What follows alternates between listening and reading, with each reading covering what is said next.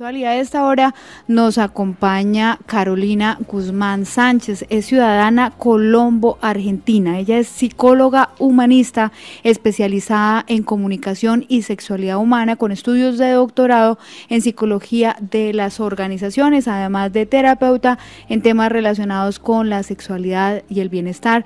Doctora Carolina Guzmán, pues bienvenida a este enlace, gracias por haber aceptado esta invitación. Hoy queremos conversar con usted y aclarar un poco esos términos que a veces nos confunden. Lo veíamos en el caso de la polémica pues por este trino sobre el expresidente, y también en Bucaramanga, donde una concejala confunde las siglas LGBTIQ con las de otras. Doctora Carolina, reiterándole pues las buenas noches y la bienvenida. Uno entiende hasta LGB, pero la T, la I y la Q quedan volando. Aló. Sí. ¿Me escucha, doctora? No te copio bien. Doctora Carolina, le decía que... ¿Pregunta, por favor? Claro que sí, por supuesto. Le decía ya. que en estas siglas LGBTIQ, digamos que entre las primeras uno las puede entender fácilmente, pero no cuáles son las diferencias como entre todos ellos.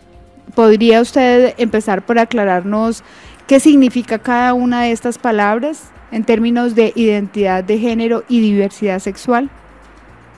Bueno, empecemos por decir algo, y es que a veces las personas, nosotros los ciudadanos, ignoramos mucho lo que tiene que ver con nuestra sexualidad, qué es eso de género, qué es eso de orientación. Y hay que comenzar por el principio.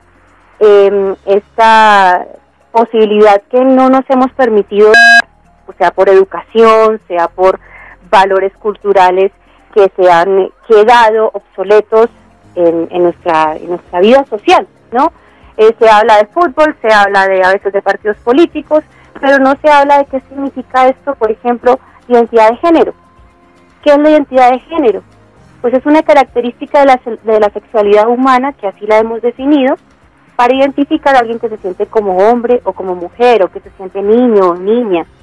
Y esto no es nada más que una definición que se ha expresado a partir de 1964, finales de los años 50, cuando comienza la sociedad a nivel internacional y global a preguntarse por su sentido humano, después de haber pasado por unas pérdidas gigantes de guerras y todo esto, y de lo que estaban comentando ustedes ahorita, que no se puede creer que todavía hoy, siglo XXI, ya terminando casi la segunda década, hayan personas que practiquen la homofobia, practiquen este tipo de situaciones de discriminación, cuando lo que hemos hablado mucho es tenemos que hablar de sexo, de género, de identidad, de orientación, para empezar a respetarnos los unos a los otros, entender lo que es diversidad.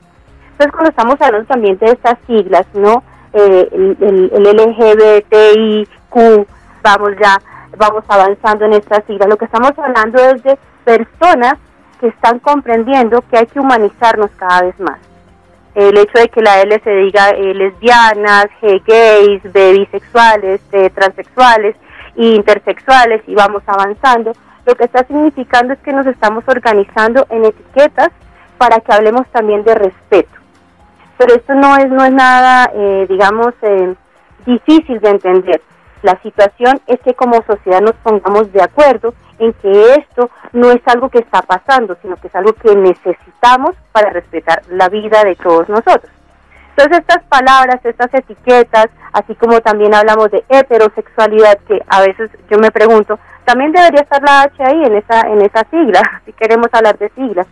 Pero en realidad lo que tenemos que hablar es de que la orientación sexual también, que es otra característica de la sexualidad humana, cambia con el tiempo.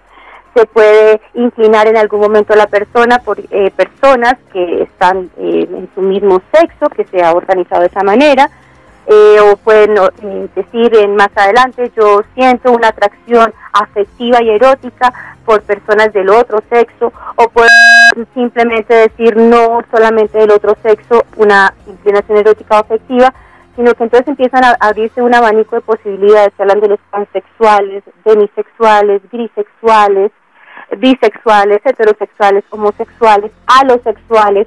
Es decir, ya empezamos a hablar de muchas pequeñas etiquetas para explicarle a las personas como estas que están mostrando, ¿no?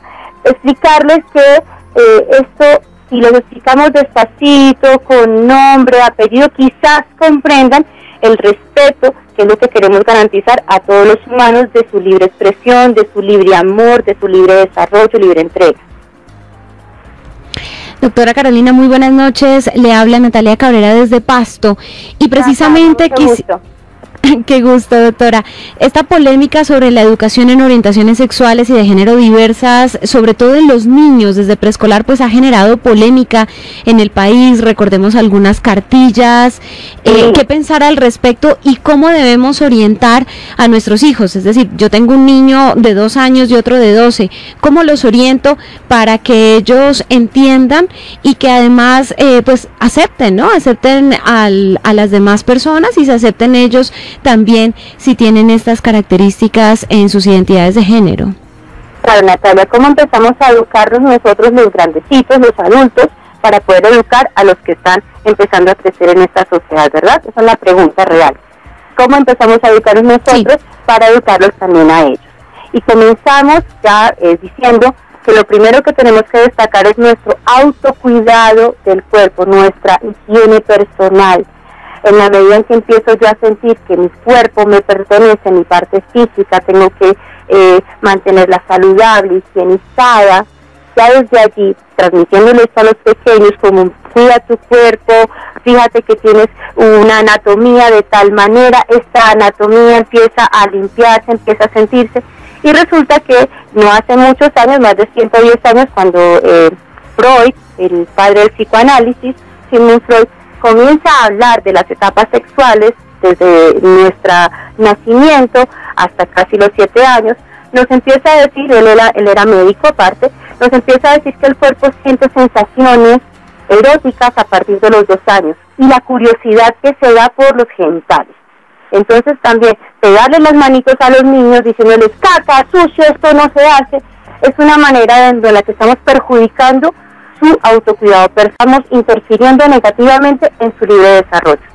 Entonces hay que entender que nuestros cuerpos comienzan a sentir sensaciones desde muy pequeños. Sin embargo, hay otra parte importante en la educación y es la de cuidar esas zonas del placer. Y ahí es cuando los padres nos hacemos responsables de enseñar a esas personitas pequeñas, ten cuidado con quien te toca, ten cuidado con quien hablas, porque también definitivamente hay que pensar en esas situaciones de educar en sexualidad, que hay personas que son abusadoras y personas que de pronto pueden estar haciendo mal uso de esta apertura para hablar de este tema.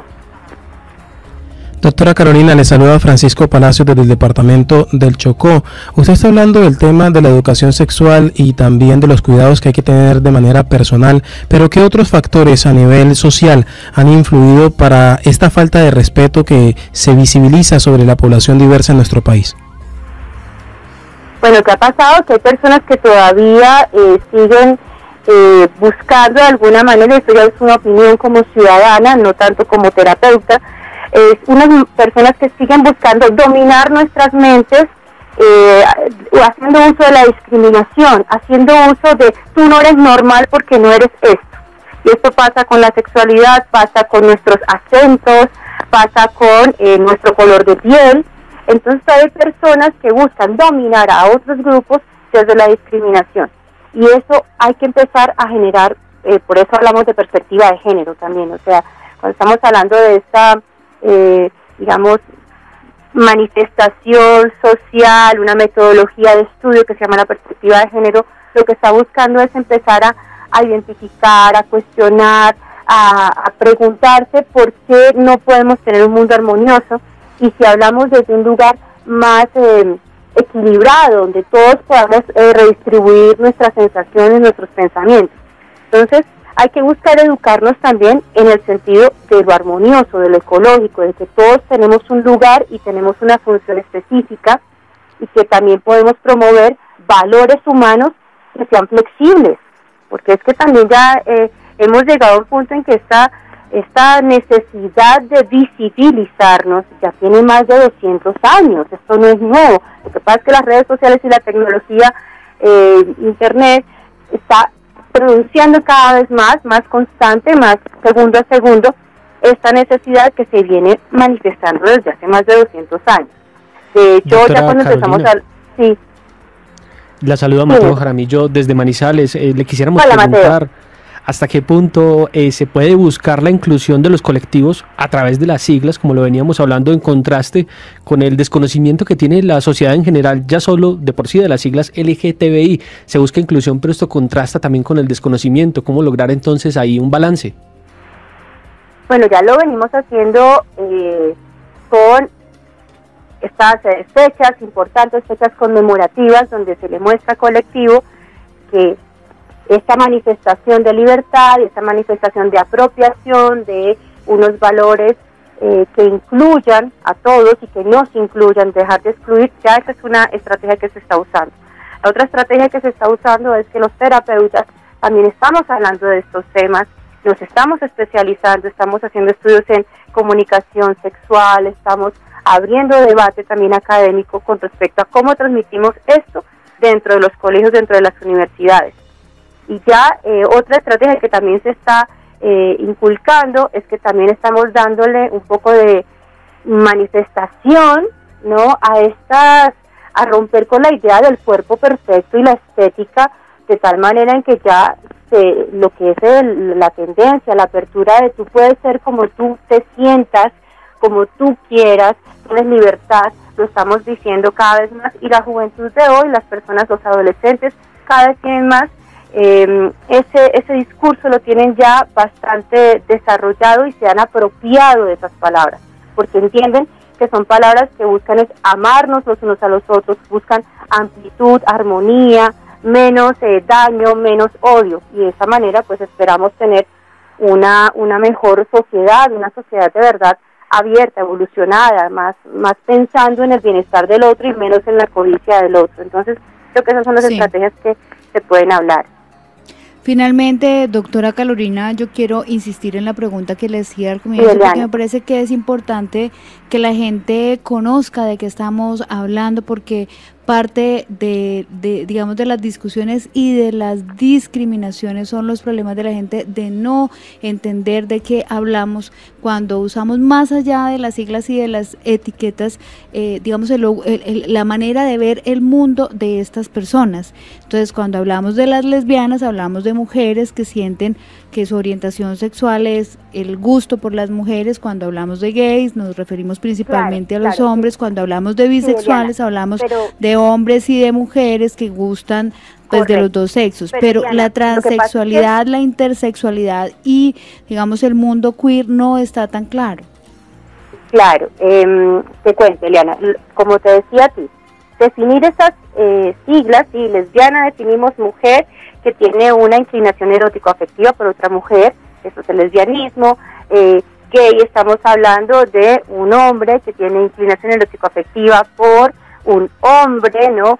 Pero hombre y mujer estamos hablando de género, ¿no? Que lo hemos definido de esta manera. Sin embargo, la orientación sexual, recuerda, te mencioné, cambia de acuerdo a tu gusto. La orientación, vamos a definirla de esta manera, no es algo para siempre, porque ese es el reto. Pensar que tú naciste heterosexual, ¿no? Porque es que eso no es identidad, ¿no? Y la orientación puede ir cambiando, puede irse ampliando, sea por curiosidad, sea porque de verdad quiero vivir otro tipo de experiencias. Por ejemplo, los queer son personas, de hecho hay una importante, se llama hoy día Juan Preciado, creo, una catalana que hizo un experimento en Francia con empezar ella a cambiar su propio cuerpo, no con la necesidad de empezar a cambiarse porque es transgénero, no, ella de hecho dice yo soy queer porque quiero experimentarlo todo en mi cuerpo, y cuando empecé a aplicarme hormonas, siendo mujer o naciendo en sexo mujer, género mujer,